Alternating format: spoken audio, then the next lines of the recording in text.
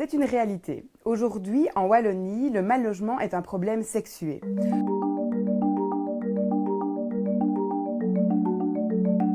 Aujourd'hui, le constat, malheureusement, il est toujours inégalitaire quand on parle de logement et de genre. Encore aujourd'hui, pour les femmes seules surtout, c'est vraiment compliqué d'accéder à la propriété, voire même à la location de qualité. Conscient que les logements ne correspondent plus à la typologie actuelle des ménages, le Conseil wallon de l'égalité entre hommes et femmes a décidé d'alerter le grand public, les professionnels et le monde politique, car il est urgent de mettre les femmes au cœur de la politique de logement. Un deuxième enjeu, par exemple, ça va être sur la façon dont les espaces liés aux tâches domestiques sont pensés. Quelle qualité est-ce qu'on leur donne aujourd'hui ?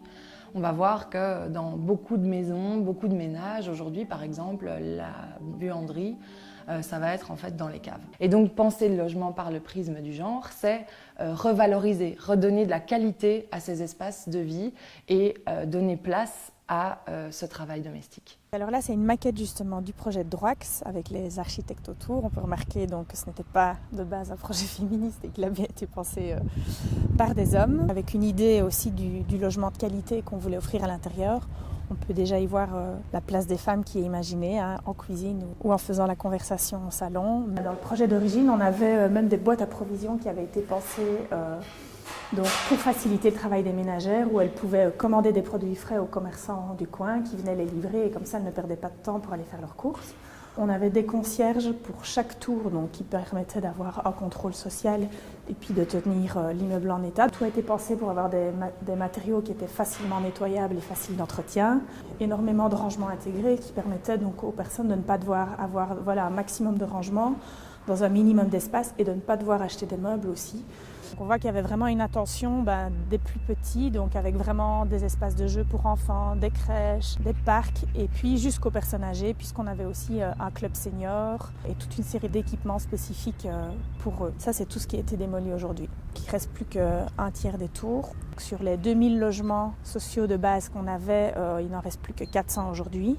Oui, nous sommes vraiment dans la demande que l'État puisse vraiment c'est bouger, quoi.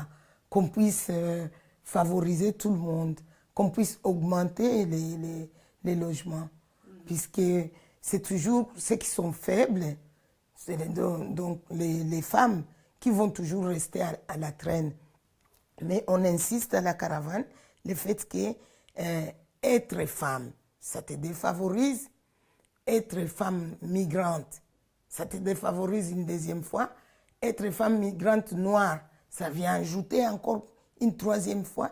Donc on ne sait pas, c'est des triples, quadruples discriminations. Typiquement à Barcelone, aujourd'hui par exemple, il y a beaucoup de coopératives de logement qui sont créées où toute une série de fonctions qui sont habituellement, traditionnellement reléguées dans la sphère domestique vont devenir communes. Ce qui est vraiment intéressant, c'est que tout le projet a été conçu pour éliminer en fait tout ce qui était passage privé, couloir, etc.